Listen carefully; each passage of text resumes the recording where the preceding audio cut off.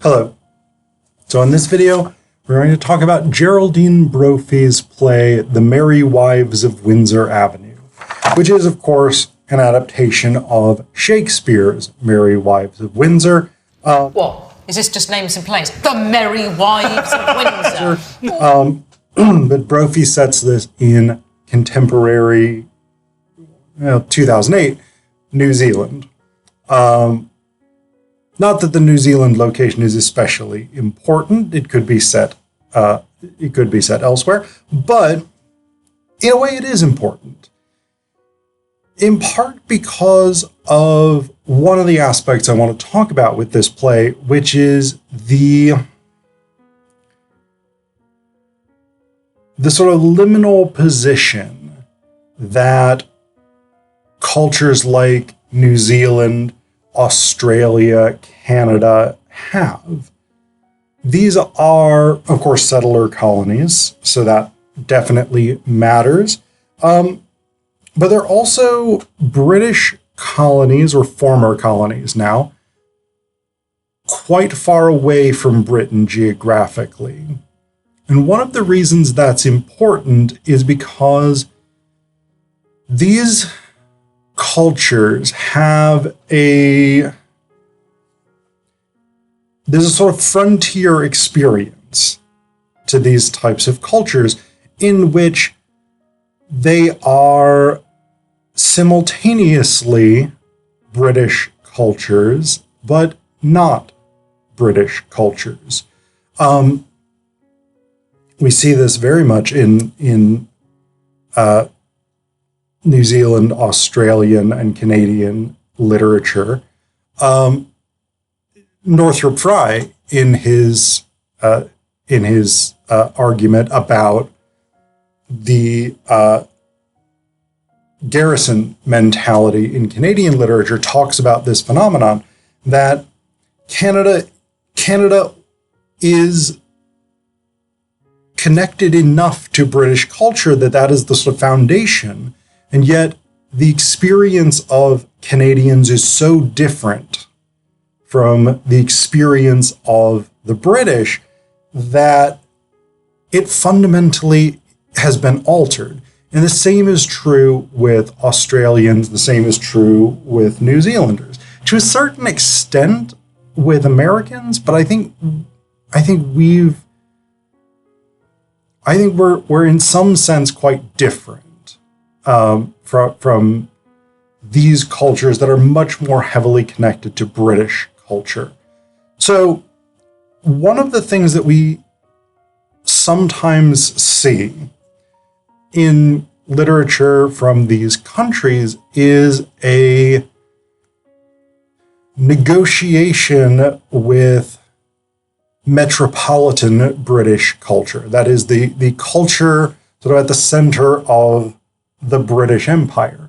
And I think this is a really important thing because British and European culture, particularly classical European culture from Greece and Rome, has been used throughout the British Empire, or was used throughout the British Empire, as a way of establishing the supremacy of Europe and of Britain in particular. And Shakespeare was a big part of establishing British supremacy in many of the colonies, especially places like Africa. And Ngugi wa Thiong'o talks about this in his book, Decolonizing the Mind.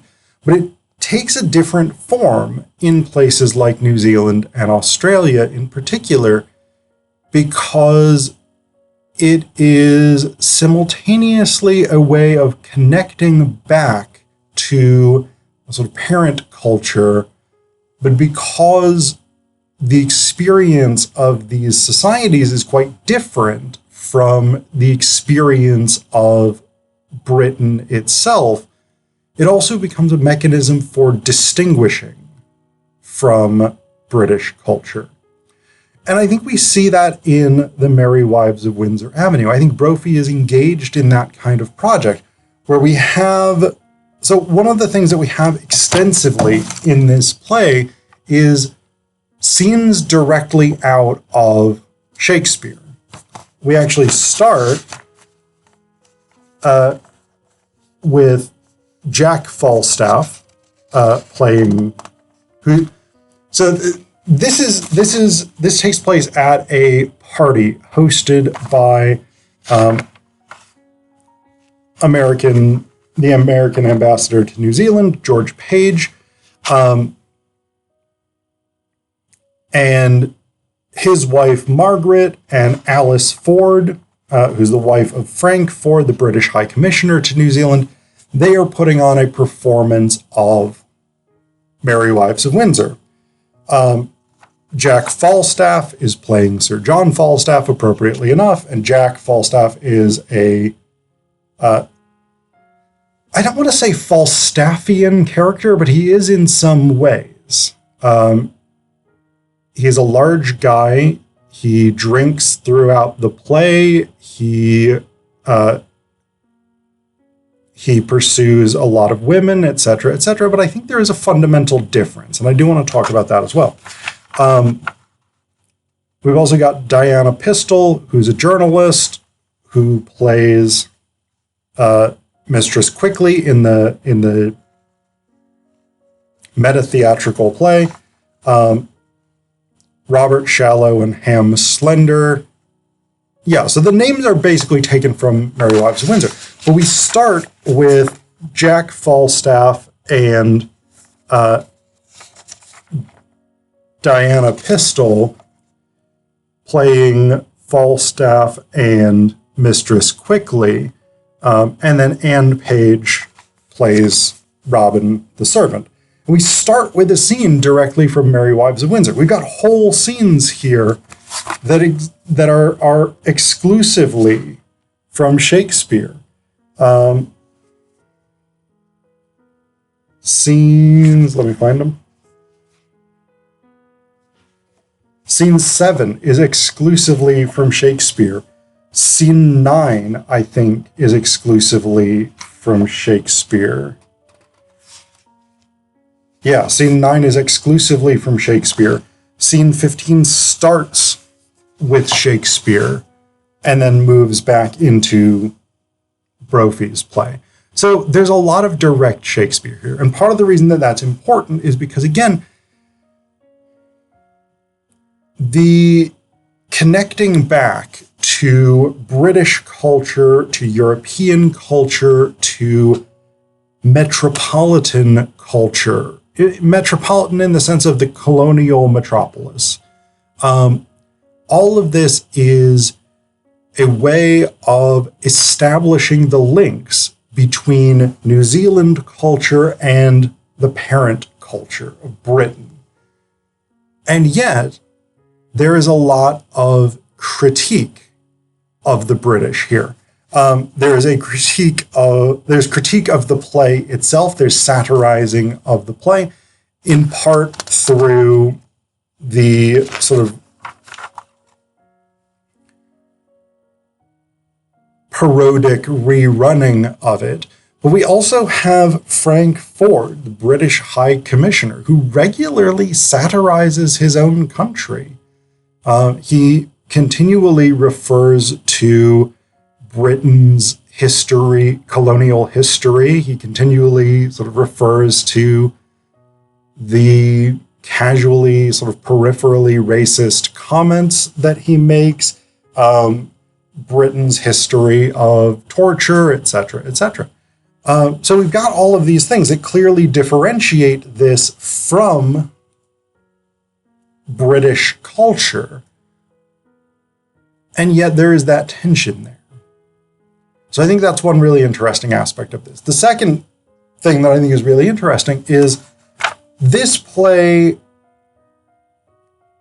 fundamentally, I think, discards the thesis of the Merry Wives of Windsor, of Shakespeare's play. Because for me, and I said this in my video on Merry Wives of Windsor, I think the thesis is, I can't remember which of the wives says it. I think it's Mistress Ford, but it might be Page. That wives can be merry and yet honest. In Brophy's play, they aren't. Page is more honest than Ford. Margaret Page is more honest than Alice Ford. But they kind of just aren't. And so that's an interesting twist. So Margaret Page seems fairly honest in terms of like not cheating on her husband, not really having significant vices, whatever it is. We do find out at the very end of the play that she and Jack Falstaff had an affair at some point, but she has confessed that affair to her husband. He's forgiven her. They've moved on. They have a very happy relationship. They go around the world doing ambassador stuff. She does ambassador's wife stuff. And you know what? Part of the way they keep their marriage happy is they do this thing. I know some people do this, where they will pretend not to know each other and then to pick each other up as though they're having an affair. And then they just have sex in people's houses or bars or wherever it is that they are. And that's fine. Whatever. Cool. Works for them. Happy for them. Alice Ford has an affair with Jack Falstaff. And this becomes a big crisis, basically, because she's had affairs before. And Ford is weird in this play. Frank Ford is weird in this play because in Shakespeare's play, Ford is very much, I am jealous. I'm going to continue being jealous up until Mistress Ford proves that she's honest. But basically, he is jealous and makes no bones about it. Here, Frank Ford is really more dedicated to his work. And he doesn't, for most of the play, seem to care that much about his wife. They seem to have largely drifted apart. And they kind of each blame each other for that. But it does seem like he is more concerned with his work and with politics than he is with being in a relationship with her. However, when the accusation is brought to him that his wife and Jack Falstaff have had an affair, Frank Ford does go ballistic with jealousy, and he gets very, very drunk. He interrupts the performance, etc., etc. But Alice Ford has had an affair with Falstaff. Now, the twist to that, of course, is that the photographic evidence that's presented to Frank Ford is not of his wife and Falstaff. It was staged by Diana Pistol and Ham Slender in order to convince Frank that his wife was having an affair. But it isn't his wife and it isn't Falstaff. But he falls for it anyway. But anyway, so he does that. But in Shakespeare's play, the wives are honest. They don't have affairs. Here they do. And I think that necessitates a major change in the character of Falstaff, or at least how I read the character of Falstaff. Because for me, in Shakespeare, I don't see Falstaff as really that villainous per se. And maybe this is a bad reading. And the more that I've been thinking about this, the more I'm convinced it may be a bad reading. I see Falstaff as a carnivalesque buffoon, but not a villain. Not in the sense that, say, Richard III is a villain, or that Iago is a villain, or something like this.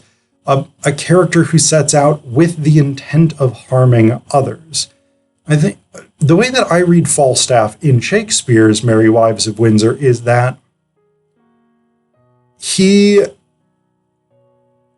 has these tremendous appetites for drink, for money, for sex, and he is attempting to fulfill them. That fulfilling them requires hurting others seems relatively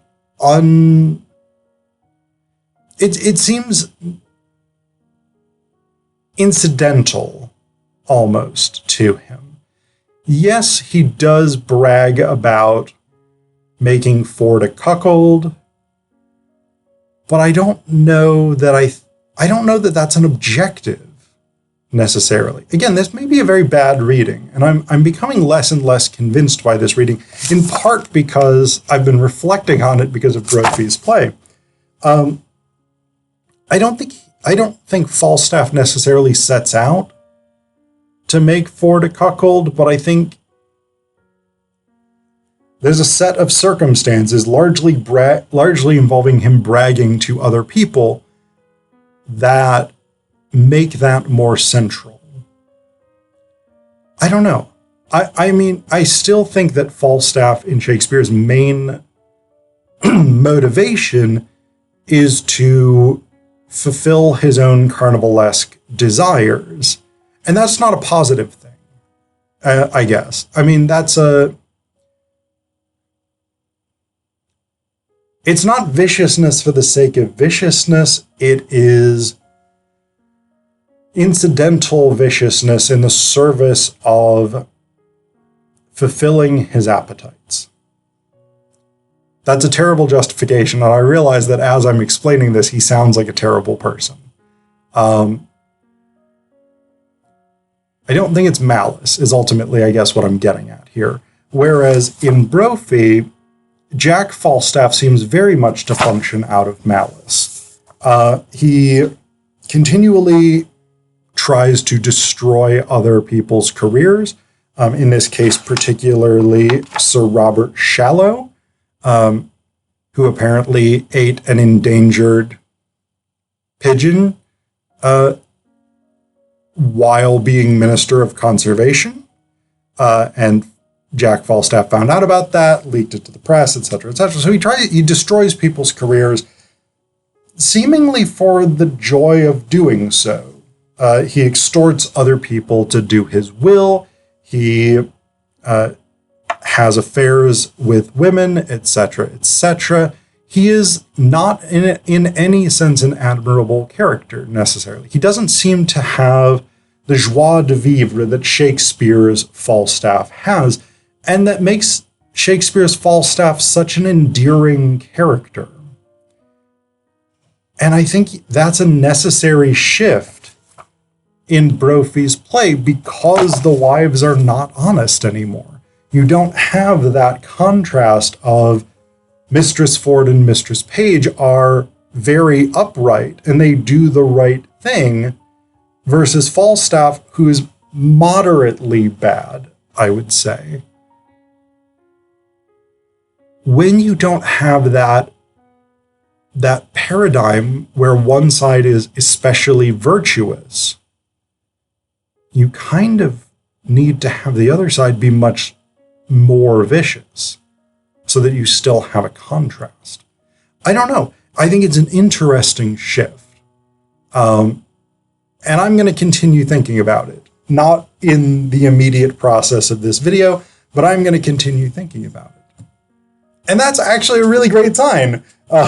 Brophy's play has done exactly the kind of thing that literature is supposed to do. It has pushed me, and possibly you if you ever read it, it has pushed me to continue thinking about this topic beyond the last page.